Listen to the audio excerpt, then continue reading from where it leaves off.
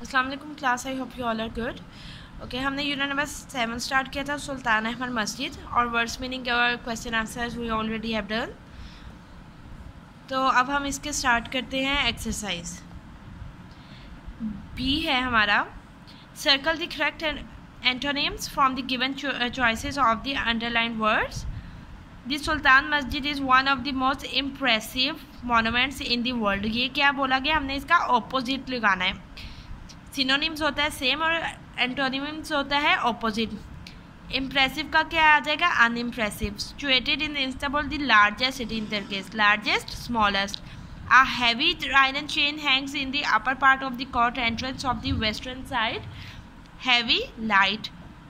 The upper level of the interior is adorned with blue paint, upper, lower. The floors are covered with carpets, covered, exposed. आगे ये जो दिए गए हैं ये हम सेंटेंसेस में यूज़ हो जाएंगे हमारे वर्ड्स।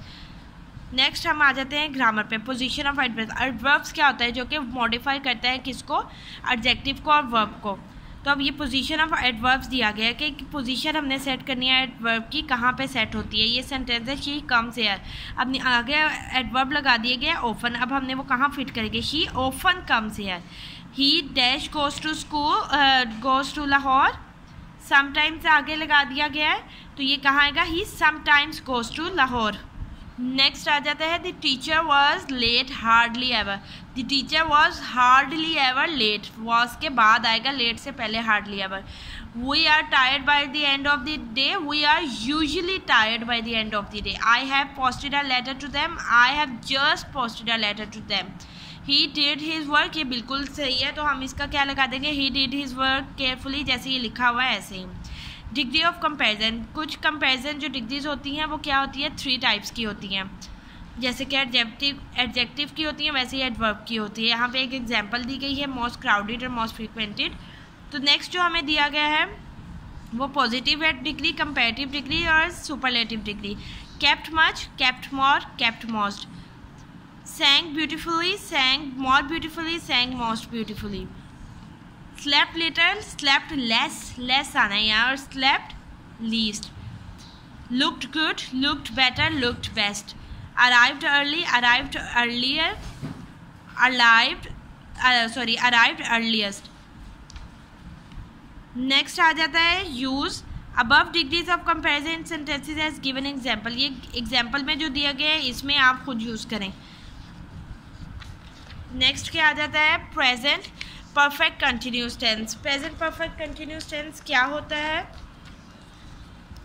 और इसका स्ट्रक्चर क्या होता है। The structure of the present perfect continuous tense is, पहले सब्जेक्ट यूज होता है और फिर हम उसमें ऐड कर देते हैं एक्सिलरी वर्ब, जो कि क्या है, has, have.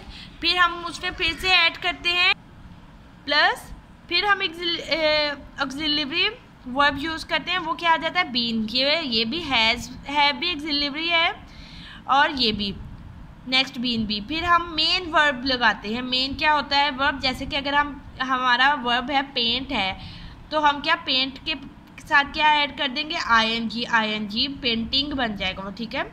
These are basically 2 uses of the present perfect continuous tense. An action that has just stopped or recently stopped. We use the present perfect continuous tense to talk about an action that started in the past and stopped recently. यानी कि कोई action जो कि माजी में शुरू हुआ हो और अभी रिसेंटली ही बंद हुआ हो वो काम, उसको हम क्या कह देते हैं, present perfect continuous tense. Example, I am tired, यानी कि मैं अब थका हुआ हूँ। Because I have been running, यानी मैं भाग रहा था। कब भाग रहा था, पहले, लेकिन अब मैं रिसेंटली थक गया। Why is the grass wet, has it been raining. घास क्यों गीली है, क्या बारिश होती रही है, बारिश क्या पहले होती रही है, तो उसकी वजह से घास अब गीली है, रिसेंटली गीली है। You don't understand because you haven't been listening, तुम्हें अब बात समझ नहीं आ रही, यानी कि तुम पहले जो पास्ट में सुन नहीं रहे थे। An action continuing up to now. We use the present perfect continuous tense to talk about an action that started in the past and is continuing now, यानी कि past में हमारा action शुरू हुआ था और अभी भी हमारा वो काम जारी है। This is often used with for or since, हम इसको अक्सर for या since के साथ लगाते हैं। We often use for and since with the present perfect continuous tense. We use for to talk about a period of times, हम 4 लगाते हैं अपने किसी टाइम पीरियड को बताने के लिए, यानी 5 मिनट, 2 वीक्स, 6 ईयर्स, और हमें एग्जैक्टली उस टाइम का पता नहीं होता कि कौन से 5 मिनट, कौन से 2 हफ्ते, कौन से 6 साल। We use since to talk about the point in past time. हम अपने पास्ट के टाइम के बारे में टाइम पीरियड के बारे में बात करते हैं, उस पर पॉइंट आउट करते हैं। यानी 9 o'clock, यानी जो काम है वो 9 बजे कर रहे थे, या 1 जनवरी को हमें पता है, एग्जैक्टली पता है 9 o'clock कब बजे थे, 1 जनवरी कब थी, मंडे कब था। Example, I have been reading for 2 hours, मैं 2 घंटे से पढ़ रहा हूँ। I am still reading now, ये नहीं हमें बताया कौन से 2 घंटे से पढ़ा, तो इसलिए हमने 4 लगा दिया है। We have been studying since 9 o'clock, ये अब काम अभी भी जारी है, पास्ट से मैंने शुरू किया, अभी 9 बजे से मैं पढ़ी जा रहा हूँ। How long have you been learning English, you are still learning now, तुम अभी भी पढ़ रहे हो, तुम पहले पास्ट से भी पढ़ते आ रहे हो। नेक्स्ट हमारे है कि पुट हमने क्या करना है, फॉर और since in the blanks. I have been studying for 3 hours, I have been watching TV since 7 PM, Tara hasn't been feeling well for 2 weeks, Tara hasn't been visiting us since March, he has been playing football for a long time, he has been living in Bangkok since he left school। ठीक है, ये हमारा हो गया सारा। अब हम next इंशाल्लाह नेक्स्ट स्टार्ट करेंगे अपनी पोएम। अल्लाह हाफिज़।